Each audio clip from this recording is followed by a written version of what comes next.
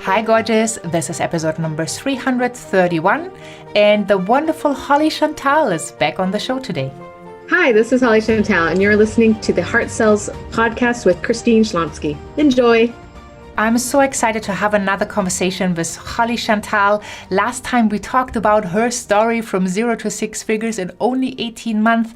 And today we're going to go deeper into rejection, into the best way how you can handle indecision on a sales call. For over a decade, Holly Chantal has been helping visionary service professionals to bring their message, offers, and marketing into alignment with their next stage of growth. Her specialty is working with established coaches and private practitioners who have reached a revenue ceiling and want to create higher ticket offers and more scalable business models. So if you're looking for someone that can quickly grasp your vision and what you do in all of its complexity and help you to move forward in the best way, then Holly is the woman you want to call. And in case we have not met yet, I'm Christine Schlonski, the host of Heart Cells podcast, where I talk with inspirational, successful, heart-centered entrepreneurs and business leaders about how they became so wildly successful and the challenges they had to overcome. Some of my amazing past guests include the wonderful Bob Burke, co-author of the Go-Giver series and author of Endless Referrals, which are books I highly recommend for you to check out. They will help you on your sales journey, as well as the wonderful Susie Carter, who has worked a long time with Lisa Nichols and John Asraf and has just put out a new book, Power Your Profits, or Ian Altman, talking about same-side selling on his wonderful podcast show. He's also named one of the top 30 gurus on sales globally. This episode is brought to you by Heart Cells Academy. That's the place to be if you have a wonderful gift, but you do not like sales.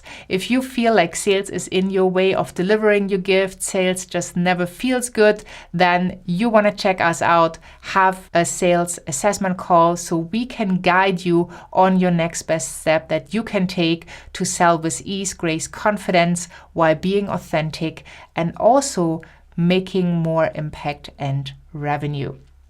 So let's dive into this wonderful episode with Holly Chantal and let's see what she says is the best way to handle indecision in a sales call. Enjoy. Well, welcome to Heart Cells podcast, Holly. I'm so happy that you are back on the show today. Oh, I'm so glad to see you again. This is great. Yeah, we had so much fun. I loved how you shared in the last episode, how you went from 0 to 6 figures in only 18 months. And we kind of left off with, the piece of rejection, of that fear of reaching out. You're doing cold outreach at the moment. I have done thousands of cold calls, and to overcome that fear again and again and again is something that's not easy. But before we dive in, I just want to let people know a little bit of who you are and what you have accomplished. And you are actually helping visionary service professionals to bring their message, offers, and marketing into alignment with their next stage of growth, which I love the word alignment. It's so important that you are creating a business you love, right? We talked a lot about having fun in your business. And your specialty is to work with established coaches and private practitioners who have reached a revenue ceiling and who want to create a higher ticket offer and a more scalable business model. And you are able to help them to really grasp their big vision and all its complexity and to help to decide how to move forward. So that, it's fun in alignment and it's impactful for their clients and also for them in their business. So let's dive into the rejection piece, because I would so love to know how you used to handle rejection, maybe in your earlier business endeavors, and what you learned in the process so that now it's so much easier to overcome. That's a really interesting topic because my answer is probably not going to be what you would expect. I used to handle rejection. So let's define rejection as, if I'm having a sales conversation with a potential client and they say, no, I'll think about it. They ghost me, whatever. Basically, it's we don't end up working together. That's what I'm going to define rejection as, because there's a lot of different ways you can be rejected in your business. True. And yes. how I used to handle that was just, moving on, saying like, okay, they're not interested, and moving on. And what I've learned through my last 10 years in business is oftentimes it's not that you weren't a fit. It's not that your offer wasn't good enough. It's not that they really weren't interested. It actually comes down to the how well you were explaining the offer in the conversation. It comes down to their confidence in themselves. There's so many other factors. And I feel like back then I was probably just giving up too quickly because I didn't want to be pushy. I didn't want to feel salesy. And to be fair, there was always other leads coming in. So if this is happening for you, what you really want to look at is, what is your message saying? Like, how are you describing the offer when you're on the phone with someone? Because for me, I would fall into very process-oriented language. And like, we'd have a really good conversation. We'd be really excited about working together. And then it would get down to, okay, well, how does it work? And I would go into like robot mode and very like pedantic language, because that's how I see my work. And instead of really shifting the way I was explaining the work to put it into context for them so that they could see themselves going through the process, so they could see, what the outcomes were going to be that they were going to have while working together.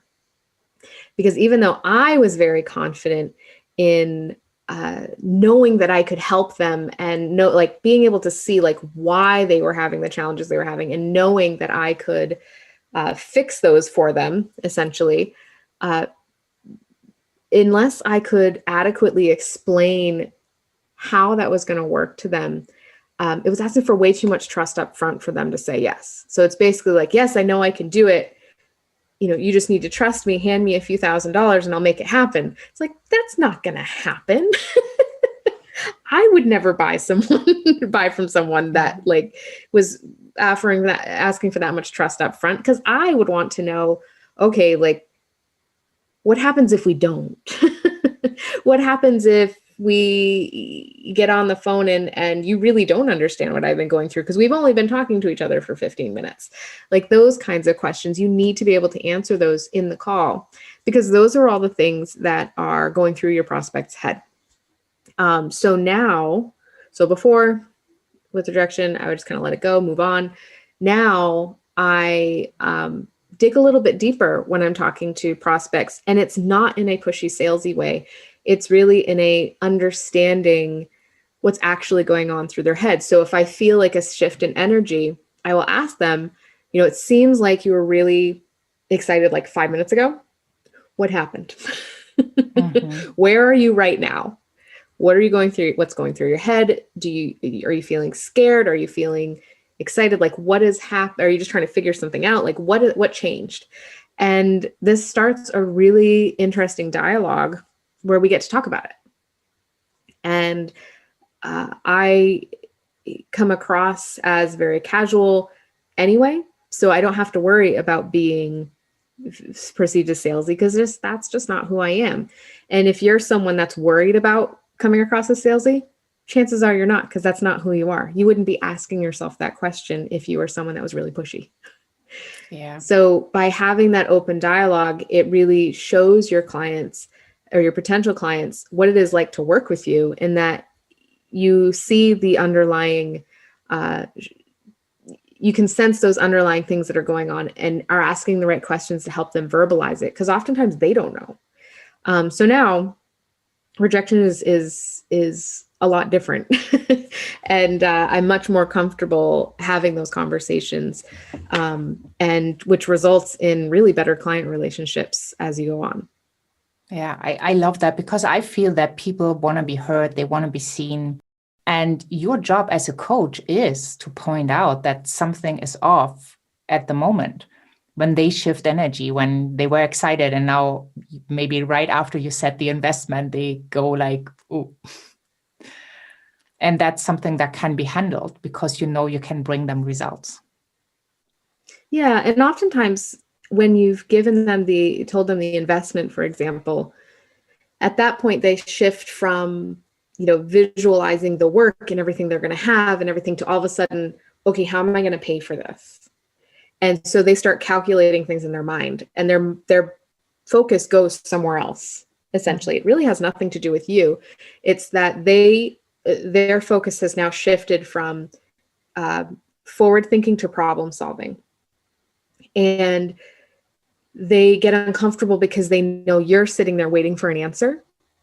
So they start feeling pressure. That makes them get overwhelmed and anxious. And their brain goes, nope, goodbye. I need to get off the phone. Like it triggers that fight or flight response for something that's very, very simple. So if you can open up that dialogue and be there with them when they're experiencing that anxiety will actually dissipate. So by asking them, okay, like what shifted? If you ask them what shifted, and they'll say, well, now I'm trying to figure out, how can I afford this? I only have this much going in, da, da, da, da. And you can have that conversation and say, you know what? I don't need an answer right this second. Let me help you, let's talk about it. What part are you afraid of? Is it that, you can't see yourself paying this all right now? Would a payment plan help? If not, or is it that you're afraid that if we're going to do all this and you're not going to get the results? So if you talk about those things and really uncover for them where that anxiety is coming from, because again, it's one of those things they don't know, their brain's just overloaded, and it's like, I need to peace out for a second. So by being present with them and talking about it, it uncovers for them what's going on. And then if you guys listened to the last episode, we were talking about examining fear and seeing, is it something that I really should be afraid of? Or is it just a fear that's just been triggered? And for them, that's kind of what's happening right now. So if you examine, okay, where's the anxiety coming from? Is this something that is a legitimate fear of survival? Or is it something that can be easily navigated or mitigated? Then you're kind of helping them work that out. And by being there present with them, you're demonstrating what kind of coach you are. And that, because they're going to come into these situations when they're working with you where you've asked them to do something and their brain's like, oh no, like I can't do that. All of these things are going to happen. And all of a sudden they feel anxious and they don't know why, but you're going to be there to help them navigate that and, come out on the other side. And it becomes a service to them, really.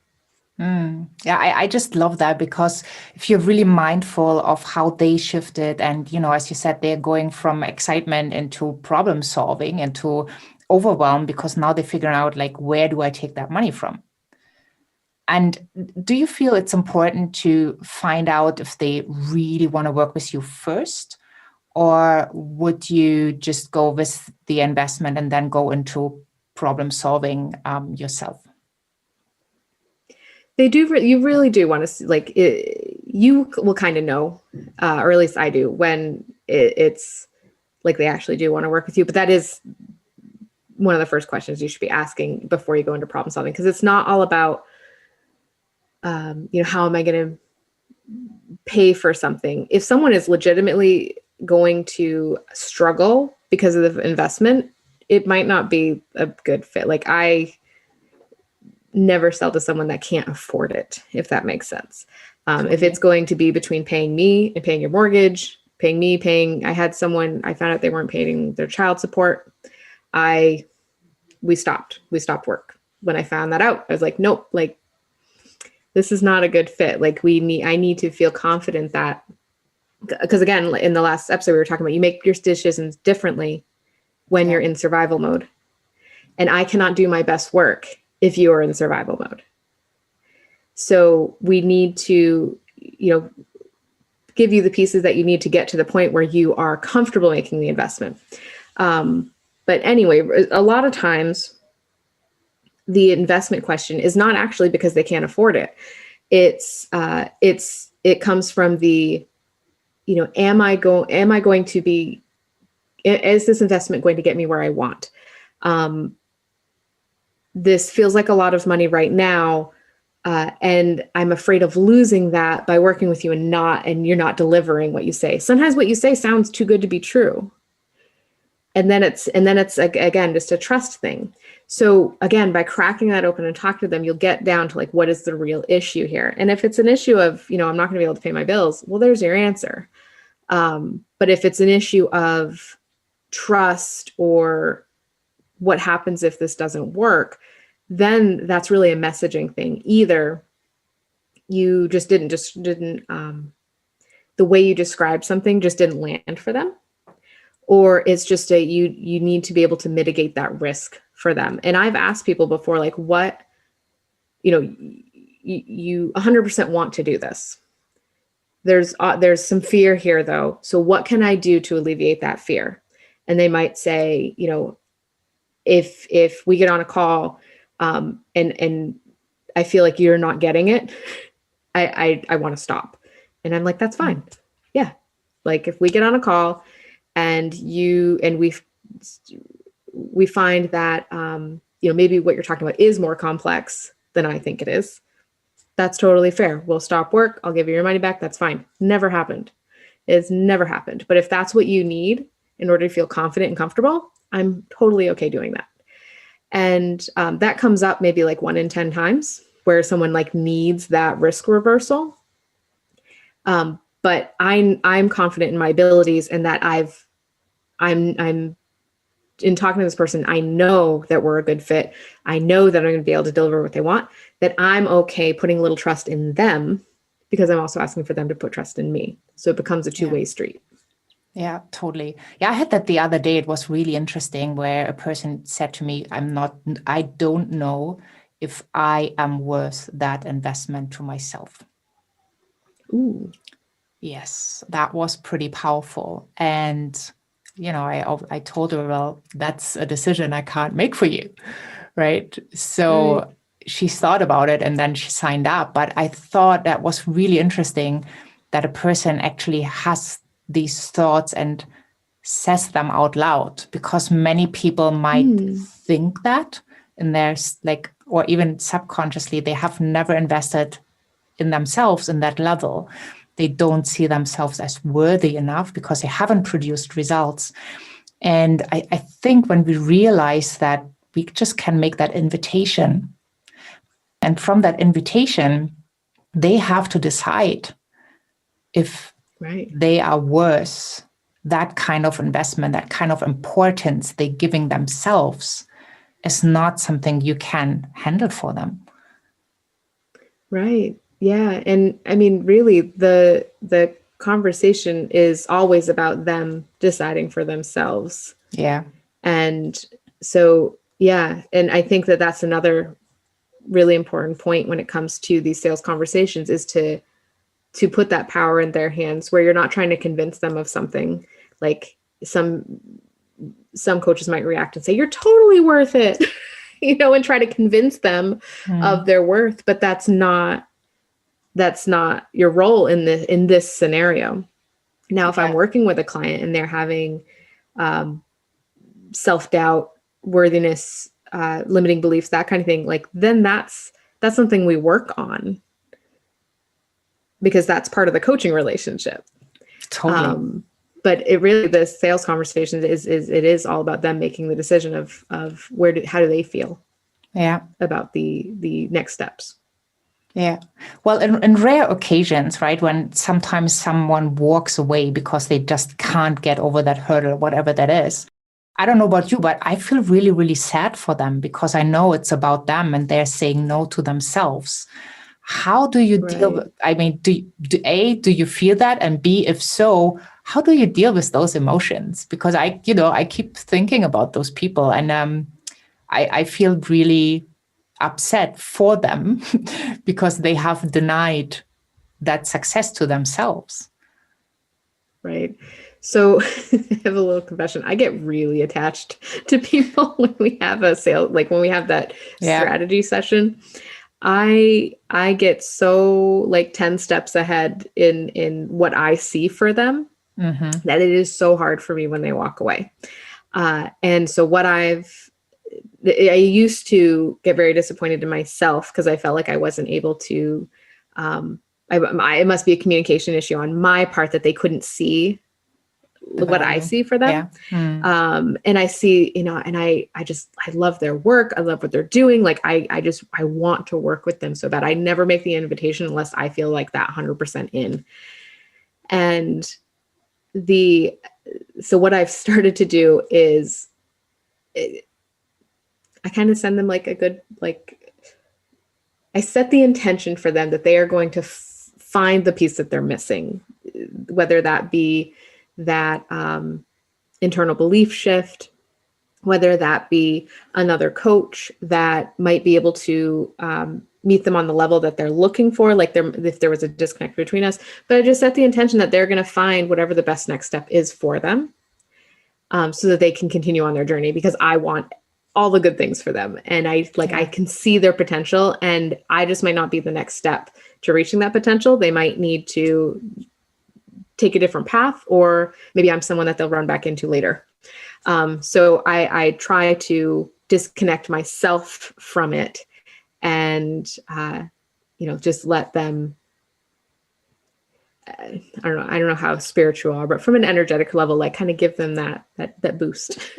Yes, I totally hear you. And I'm sure a lot of listeners can follow, like holding that space. And I always say, like, be attached to the goal, but don't be attached to the outcome, right? You want for them to work with you if they are your soulmate client, as I call them. If you really know you can get results and help them to be so much better off, you want to work with them. But then when they say no, not to be attached to that outcome, the direct outcome of the conversation is so important. And as you said, I see that potential. And it really, makes me upset sometimes when they walk away, because I feel that hurt, right? Because when you see their potential and you see that they will not fulfill it right now, then that's something I do. Or I will be the one helping them fulfill it. They will fulfill it eventually. Yeah, eventually. Yes. Well, yeah. Well, after a session, it's like, let's get started, right? Or whatever the course or the coaching program, the group starts. It's interesting. So I'm glad I'm not by myself with that one. No, definitely. Yeah. So I'm quite sure you've read a ton of books in your life. What would be a book coming to mind that you could share with us that made a big difference in your life? So not a business book, but the first book that came to mind when you asked that was The Alchemist. Have you read that book? Paulo Coelho. Paulo Coelho, yeah. Yeah. That book's been really top of mind lately. And it's such a quick read. And it really, I don't know, it just has such a profound message in it, in how you're following your path. And that is definitely a book that I would recommend anyone, especially if you're in a point where you're having a hard time navigating where you are. That's kind of when I was introduced to the book, when I was in a point where I really wasn't sure which way I wanted to turn. And it felt like everything was wrong that I was doing, or every step I was taking was the wrong step. And that book definitely goes a long way to helping you kind of find your alignment and finding, what your next steps are. Love it. Thank you so much. Well, this was again so much fun. I could talk to you forever. And I feel like we do have this alignment, this vibe, this, helping others in that beautiful way of empowering them to sell more and to make more revenue so they can have more impact. And you brought us a beautiful gift. So it's basically a worksheet, the Trailblazing Trifecta. So what's the Trailblazing Trifecta worksheet? Yeah, so it's at trailblazingtrifecta.com. And so one of the main things that I do is work on my clients with their messaging. So how they're describing their work in a way that attracts like their perfect match clients. So you were talking about soulmate clients. And so how you're marketing yourself and what you're saying in your marketing is really going to determine who you attract. So if you're attracting clients that can't afford you or aren't at a place where they can take the best advantage of your work, or you're putting messages out there and you're not attracting any clients, usually it's a messaging thing. And so the trailblazing trifecta will help you work through your message. And it's 3 sentences that helps you bring context to the work that you do in a way that your perfect match clients can see themselves. It helps you describe the work you do in a way that is very, very clear, especially for those of you that have very intangible services. Like a lot of coaches, they can't measure the return on investment in dollars and cents, for example, or what you do is a little bit intuitive and not concrete steps that people can just understand what you're talking about. So it really helps you put words to all of that, and in a way that you can deliver in a elevator speech at a networking event, on a webinar, on your website, or when you're having a strategy session with someone and you've gotten to a point where you're making that invitation. So it'll help you do that. And it's very, very simple, and people find it, you can do it in like 10 to 15 minutes, and it'll completely change how you talk about your work. Beautiful. Well, thank you so, so much. Thank you for sharing that wisdom that you have accumulated and, everything you are and your experiences and as a human being in this episode. I just loved it. It was so rich, and I hope people took notes.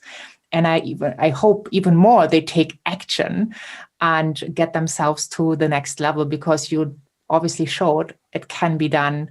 And you can really shorten the time. You don't need 10 years to 6 figures. You can do it in 18 months, maybe even faster, maybe a little bit slower, but it's definitely possible when you have fun and when your business serves you and your lifestyle as well. So thank you so, so much for sharing that. Thank you for having me. It was Thank good. you. It's so good to talk to someone that, we have that kind of synergy. Thank you so, so much. And everyone else, saying bye for now. Have an amazing time and tune in next time. Well, I just loved both of these episodes with Holly Chantal. I hope you checked them out both. Hop on over to christineschlonski.com, find the podcast tab and episodes 330 and 331. All the links that connect to Holly Chantal are on the page. It's just one click away. Also in the resource section, you find her wonderful free gift. And also I have put an invitation there for you to join the Heart Sells Magic workshop. That is a workshop I am going to teach live. And if you are looking for more clients, then I have a wonderful gift for you, and that is the Heart-Centered Lead Generation Summit Experience, which you can check out at the Experience tab. And there I will invite you to join 40 amazing experts and their wonderful strategies to a heart-centered lead generation. Thank you so much for having been here. I hope you are enjoying those episodes. If you do, please subscribe, rate, review, share with your friends. And I am sending you lots and lots of love from Germany. Have a wonderful day wherever you are in the beautiful world. And I'm saying bye for now.